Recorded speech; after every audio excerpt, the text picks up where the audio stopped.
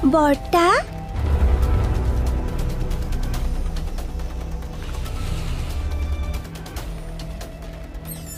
আমাৰো কাপোৰ কানি কলা হ'ল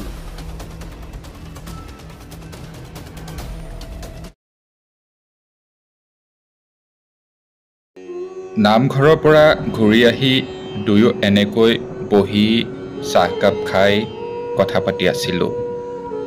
ইফালে ভতিজাটো খেলাৰ পৰা ঘূৰি আহি ভৰি হাত ধুই মোৰ কোচত উঠিলেহি। বৰ্তা সাধু এটা কোৱা না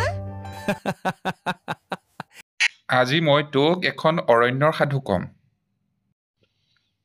ভালকৈ শুনিবি, পাছত তই স্কুলৰ প্ৰাৰ্থনা সভাত শুনাব লাগিব। শুন তেতিয়াহ'লে। এখন অৰণ্যত এটা বুঢ়া বাঘ আছিল। সি বুঢ়া হৈ আহিছিল। এদিন চিকাৰ বিচাৰি বিচাৰি সি এটা গুহাৰ সন্মুখত গৈ উপস্থিত হ'ল। বাঘটোৱে মনতে ভাবিলে, মইতো বুঢ়া হৈ আহিছোঁ, গতিকে মই এই গুহাটোতে অপেক্ষা কৰোঁ। সন্ধিয়া নিশ্চয় কোনোবা প্ৰাণী ইয়ালৈ আহিব, তেতিয়া ভোজন কৰিম। এই বুলি বাঘটো গুহাটোৰ ভিতৰলৈ সোমাই গ'ল আৰু অন্য প্ৰাণীটোৰ অপেক্ষাত তাতেই ৰৈ থাকিবলৈ ধৰিলে।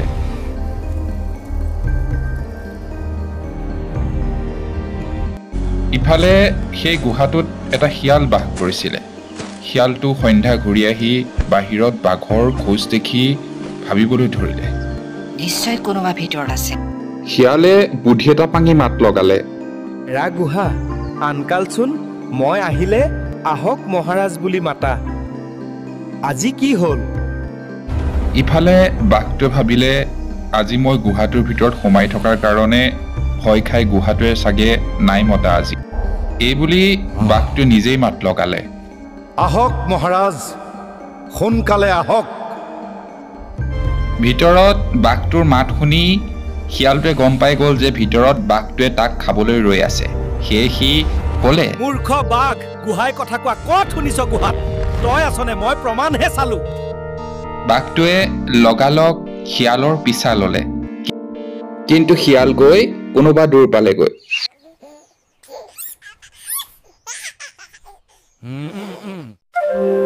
আমাৰো কাপোৰ কানি ক'লা হ'ল, ঘৰলৈ গুচি আহিলোঁ। সাধুটো শুনি কেনে লাগিল? আপোনালোকৰ কেনে লাগিল ৰাইজ?